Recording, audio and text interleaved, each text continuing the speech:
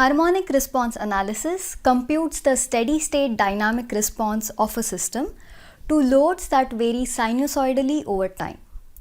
Achieving accurate results in mode superposition harmonic response analysis requires utilizing an adequate number of mode shapes to capture the dynamic response of the structure.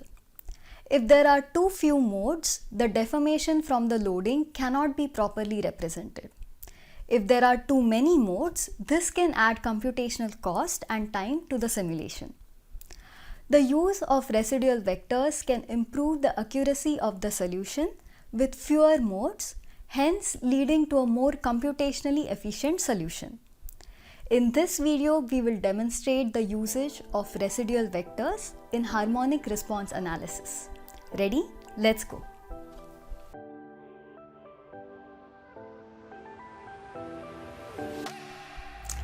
Harmonic response analysis is used to capture the dynamic response of a structure to steady-state oscillatory motion. Think of the vibration of a car engine where the repetitive firing of the cylinders causes the engine to vibrate.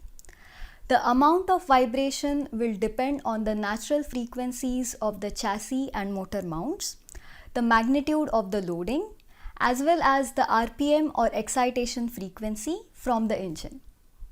Similarly, a ceiling fan may wobble due to the unbalance of the blades.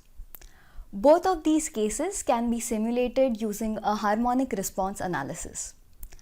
For the harmonic response, the input is sinusoidal and the output is also sinusoidal, but it may have different amplitude and phase compared to the input. Additionally, we can generate harmonic frequency response plots that show the response over the frequency range of excitation. We typically wish to understand the harmonic response to make sure that the structure will not experience excessive displacements or stresses, especially at the structure's natural frequencies where resonance may occur. To capture the harmonic response, the most efficient method is to use the mode superposition method. This method essentially linearly combines the mode shapes to obtain the deformation response. If the response shape is simple, few modes are needed, but to achieve more complex deformation shapes, additional modes may be necessary. This is especially true when local deformations occur, such as the case of concentrated loads. This situation may be present for solid structures, but it is also prevalent for shell or beam geometry where point loads are often utilized. Point forces on a beam or shell may cause local deformation of the structure, which typically requires more modes and their associated complex mode shapes. The use of residual vectors can reduce the number of modes needed to obtain accurate results. It is especially useful in such cases and is the focus of this video. Residual vectors can be thought of as additional modes or pseudo-modes that are computed from the force vectors and the residual flexibility matrix as shown here. Because the force vectors are in the formulation, it is specific to the applied loading. Changing the loading will change the residual vectors. The calculated residual vectors are combined with the natural frequency mode shapes in computing the mode superposition harmonic response. A very simplified way to look at this is as follows. Let's say we have a beam-like structure with a concentrated load. If we solve a static analysis and look at the deformed shape, we can see the local deformation that results around that concentrated load. Now, if we extract the first few natural frequencies, the lower mode shapes we generate won't necessarily be able to capture that localized deformed shape. To get that shape, we would need higher modes. Recall that higher modes have increasingly complex shapes. So instead of extracting more modes to capture this local deformation shape, the residual vector pseudo mode can capture this shape directly and use it with the lower mode shapes.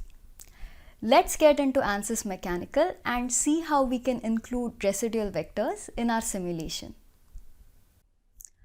We are now in ANSYS Workbench.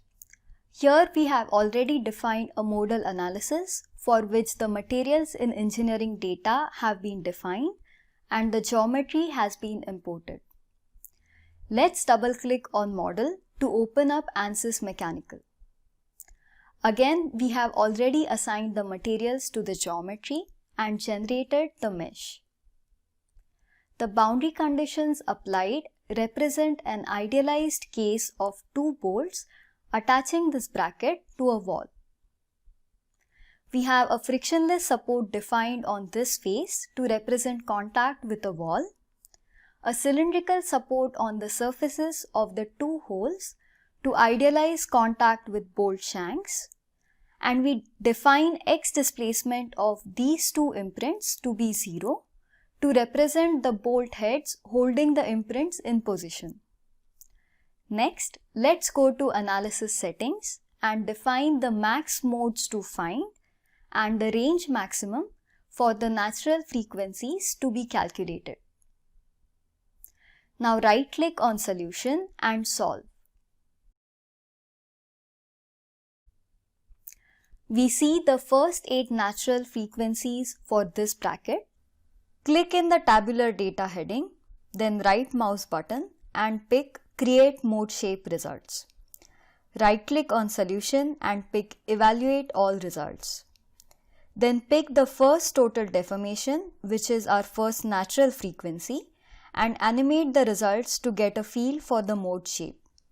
We repeat this procedure for the rest of the mode shapes to visualize them.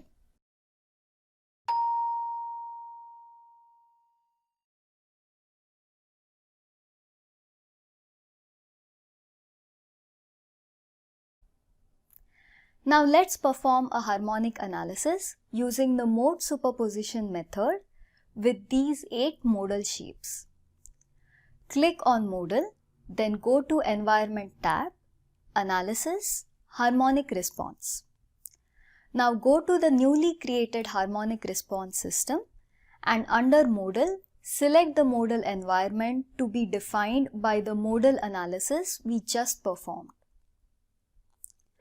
If we now look at the workbench window, we see that data transfer occurs from the solution cell of the modal system to the setup cell of the harmonic response system. Next, let's go to the analysis settings in the harmonic response system. Set a range maximum as shown and leave include residual vectors to be no. Change the cluster results to yes, so we have more solutions and corresponding results around the natural frequencies. This results in smoother frequency response plots. Also expand the damping controls and specify a damping ratio of 0.02 for 2%. Without any damping, the responses at our natural frequencies will be unrealistically high.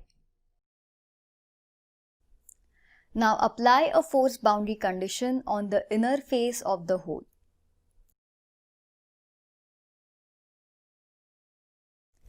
Let's define the Z component and leave the other components to be 0.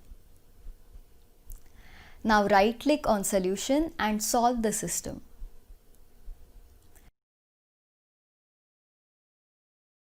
Right-click on Solution, Insert, Frequency Response, Deformation. For the geometry, select the same face on which we applied the force boundary condition.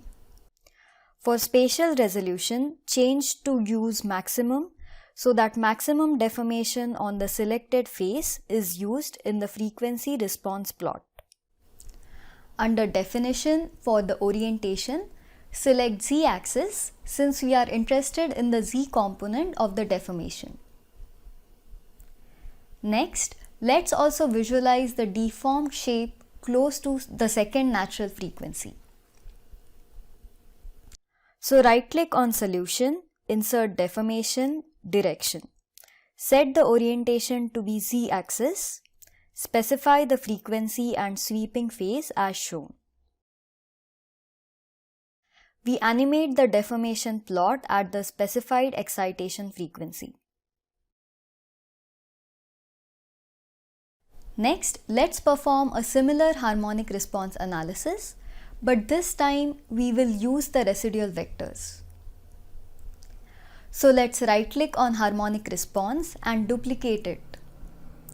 For this new harmonic response analysis, go to Analysis Settings and for Include Residual Vector, choose Yes.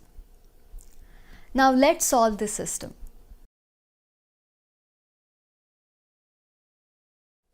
When we compare the total deformation at the second natural frequency for the two harmonic response analyses, we see a difference in the amplitude. To compare the accuracy of results in these two cases, we perform a modal analysis in which we extract 25 modes up to 6000 Hz.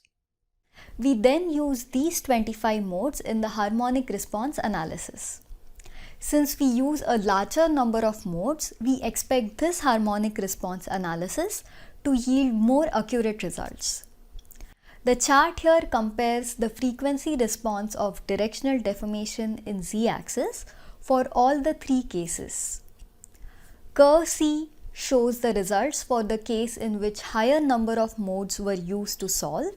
We see that when residual vectors are used, the response is quite close to curve C, but without the residual vectors, there is a significant discrepancy between the results. So using residual vectors allows us to calculate fewer modes and still obtain accurate results. So how do we decide whether or not using residual vectors will help improve the accuracy of our results? As discussed before, the residual vector method is especially helpful in cases where we see localized deformation that may be hard to capture using the calculated modal shapes. So let's say we have a large model and we aren't sure whether or not to include residual vectors. In such a case, we can replace the time varying load with a constant load and run a static structural analysis. If we see localized deformation occurring as seen here, then that would generally indicate that using residual vectors would be helpful if such deformation is not reflected in the calculated mode shapes. Finally, let's summarize the important points to remember. When using mode superposition method, residual vectors are a powerful option to achieve accurate results using fewer modes. Their effect is most evident in cases where we see localized deformation that would be difficult to capture without using modal shapes at higher frequencies. While we demonstrated how to use residual vectors for a solid body, similar concepts and steps are applicable to bodies composed of shells and beams. If you find this video helpful, please like, comment and subscribe. To find more information about harmonic response analyses and other topics, check our channel for more how-to videos and visit ansys.com/courses today.